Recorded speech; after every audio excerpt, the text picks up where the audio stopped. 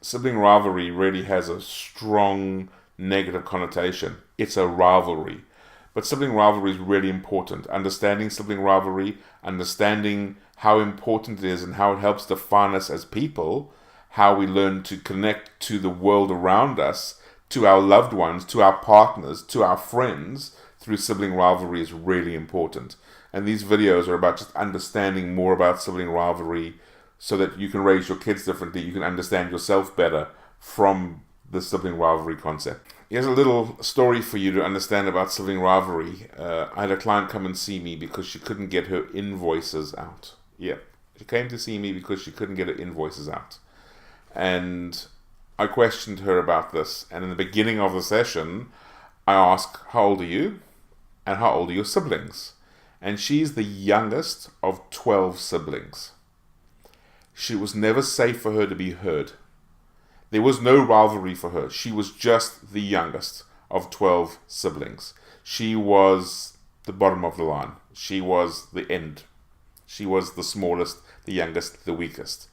So for her to get her invoices out, for her to put out, I deserve to get paid for my work, I deserve to be seen and acknowledged and paid and heard, was very difficult because as a child growing up with her siblings, she couldn't get heard.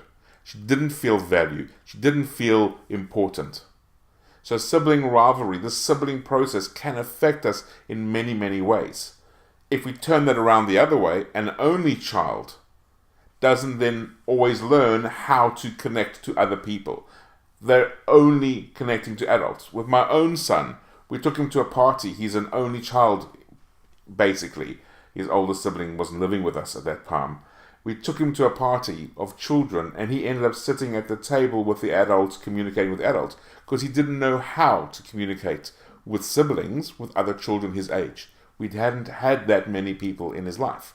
So that was a negative effect for that. We've taken that further and made sure he has got those friends and he is able to socialize with children his own age, and now he ignores us, the adults. But it's important to realize that our siblings, or lack of siblings, really define who we are. They really help us be people who we are. And we can see them negatively and we can see them positively, but we have to look at them as a definite way of understanding connection between children. Connection between who we are with the world comes from our sibling or lack of sibling rivalry. Do people come to see you about sibling rivalry, and how often? Well, people don't usually come to see me about sibling rivalry, but sibling rivalry often comes up. So when a client comes to see me, I like to know their age and the age of their brothers and sisters, so that I can see where they sit in line with sibling rivalry. So I can see what will define them from their family upbringing. So an only child won't have sibling rivalry, but she'll have an energetic rivalry with her parents, that we need to take into account. When it comes to sibling rivalry, I think it's important for us to realize that it is there and it helps define who we are. A middle child with two siblings, one older and one younger, will behave differently to the older child because they were the firstborn. The younger child will be different again. So that rivalry is really important. Now, sibling rivalry, I don't like the word sibling rivalry because rivalry seems like they're fighting over something. And yes, there is a fight over it. There's a fight to see who can get the parent's attention more, who can get more from the parent. But there's also sibling rivalry, which is connecting sibling to sibling. They're fighting amongst themselves. So the rivalry to me is actually a very positive thing. Okay, children who have this rivalry learn to argue. They learn to compete. They learn to win and they learn to lose. They learn how to deal with being put down over and over again. Okay, so sibling rivalry is a very positive thing in life. I have I have a client in America who was raised with twin sisters, two older sisters, one other younger sister, a large amount of sisters in their family. And when they get together, the noise and the arguing and the rivalry is incredible, okay? And every one of them loves it and hates it as much as can be. They hate the rivalry because they don't feel like they're getting heard. That's why it's so loud, but it defines them, it helps them in everything. And I believe that when you're in that rivalry with your siblings, you're actually defining how to be in relationships later on in life, how to be in connection with other people. You will probably find partners that fit into that kind of rivalry with your siblings. So it helps you to be a part of the world. That's why I think sibling rivalry is really important. Do you think the larger the age gap, the better it is? There's more conflict when there's a smaller age gap, or there's more conflict when there's a larger age gap? So that's a real complicated question, because it really actually is defined by the parent. So if a parent or parents are really good at coping with individually connecting to each of their children, the age gap doesn't really make that much of a difference. However, children with a 9, 10, 11, 12-month gap between them, the parent cannot give both of them what they both need. It's very hard for the mother to give. So if you look at parenting from this point of view, that the child still believes they are part of the mother until they're 3 years old, okay, and then they disconnect from the mother, and then start this next part of their life of being an individual in the world. If you've got 2 or 3 children in that 3-year-old gap, it becomes very difficult for the parent to give need to all those children, okay? And what happens is the parents start to try and put them together as one, in most cases, and then this sibling rivalry then becomes a negative sibling rivalry, because they're actually all fighting for identity with their parent. That's really difficult.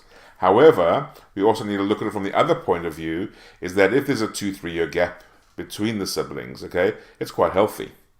But then we take it to the next level. If there's a gap of 6 to 7 years, that sibling then no longer is a sibling.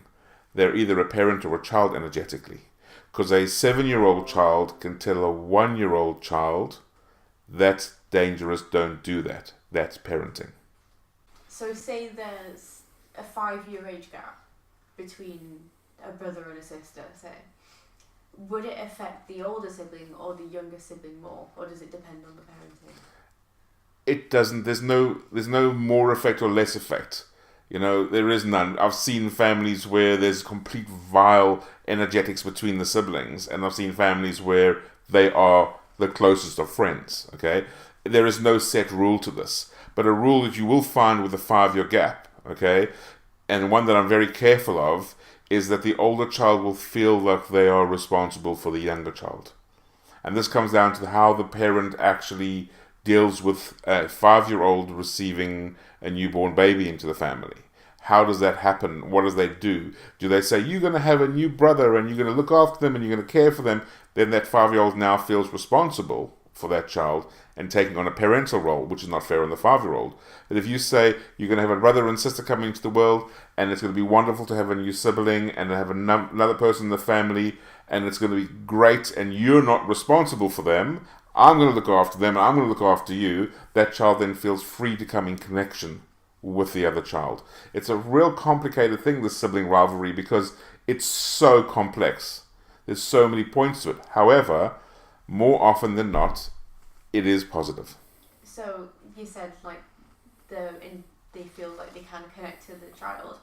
So if you feel like they say you will care for this child, you will be responsible for this child, they feel like they're entitled to have a connection with this sibling. Whereas if you don't say that and you say you let them form that connection on their own, you think that's more healthy than forcing them to have a connection. Absolutely, it's a really important thing. And in my book I talk about that very clearly, okay, of not allowing your child to be responsible. A 5-year-old, 6-year-old, 7-year-old, a 10-year-old, 11-year-old, a 12-year-old child is not wise enough, experienced enough, worldly enough to raise anything, maybe fish, okay, with some help from the parents, okay, but you cannot expect a 10-year-old child to be responsible for a 5-year-old child in no way or form. You cannot blame that child for anything, because a 10-year-old child, a 5-year-old child cannot be responsible.